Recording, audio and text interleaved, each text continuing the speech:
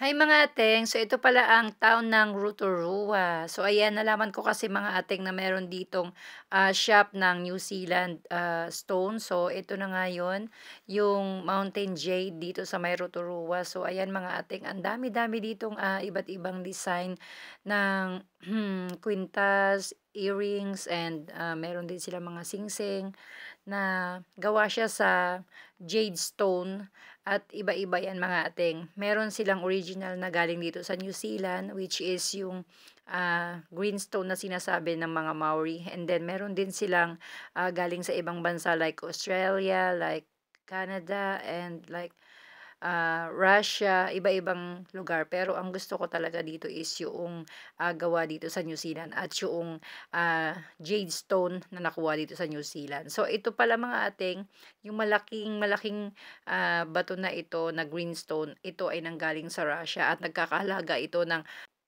25 to 50,000 New Zealand dollar. Yung mga maliliit pala dyan, nasa 400, 300, 200, depende yan sa sizes ng jade stone na bibilin mo. So, ito nga pala yung design na nagustuhan ko at nagkakahalaga yan ng 380.